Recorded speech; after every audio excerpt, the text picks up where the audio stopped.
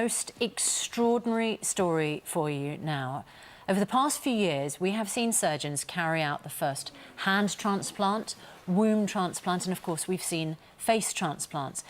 But now one doctor is planning on making history by performing the world's first ever head transplant. Yep, you heard correctly, a head transplant, the full head. The pioneering and somewhat controversial operation will see the head of Valery Spiridonov, who's terminally ill and wheelchair-bound, attached to an entirely new body.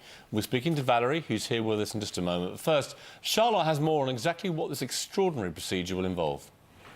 Yes, it really is such a complicated process, and the surgeon planning this operation says it'll take around 150 medical staff 36 hours to complete. The first step is to freeze the head and body in order to stop the brain cells from dying. The neck will then be cut and the tubes connecting the key arteries and veins fitted. The next step will be the biggest challenge. Now, this is cutting the spinal cord, and doctors will be using an extremely fine blade made from diamond to minimise the damage here. The head will then be moved from the donor body and the spinal cords will be fused together using a special type of glue. Now, once all that is in place, it is a race against time to reattach all the remaining muscles, veins and the organs like the esophagus. Once the skin is stitched together by a plastic surgeon, the patient will be kept in an induced coma for 4 weeks to allow everything to heal. It really is an extremely intricate procedure. So Valery Spiridonov wants to undergo that procedure, that surgery. Dr. Hillary is here alongside you.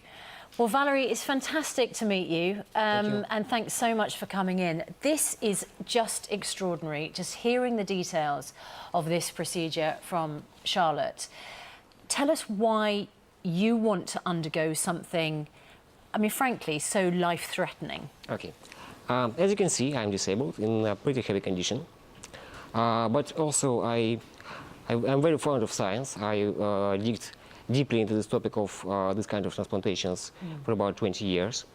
I read about Robert Wdys experiments with monkeys and Professor Vladimir Demikhov experiments with dogs. So I thought that if this technology could be improved and could be done safe enough to make the transplant on human and to make the transplant with the point where the brain will be able to control the new body, it will make sense. And of course, we should evolve this procedure and make it happen. Valery, obviously, it's a very dangerous operation. Absolutely. You know that. You're a smart guy. You know the risks involved. Have you just taken a view? You have a terminal illness anyway. Your life expectancy is not great. You have nothing to lose. Is that your thinking? And I suppose my second question is, do you know what your quality of life could be if this is all a huge success? Okay, let me explain. I'm not doing only this project, this full body transplantation project. I'm also in charge of several other projects, but this was the most public one. I also try to improve lives of other people by creating autopilot wheelchair systems, other accessible devices, but it became so that Dr. Canavero's project is most known. But for you personally, Valery, yes. I'm trying to get inside, well, quite literally, your head about this, right? I want to know what is making you do this. What is your motivation personally? My motivation personally is about improving my own life conditions and to go to the stage where I will be able to take care of myself, where I'll be independent from other people, because... And you believe this operation, if it's successful... Yes, absolutely. If it's completely successful... Yes. And there are massive risks, it's never been done, but if it works, you believe that the quality of your life will not only be extended, but could actually be quite reasonable. We're trying to do our best to make this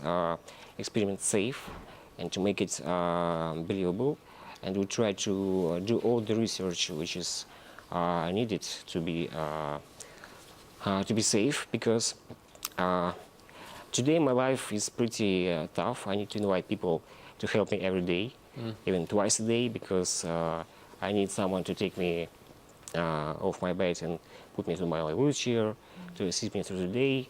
So it makes my life pretty dependable from other people.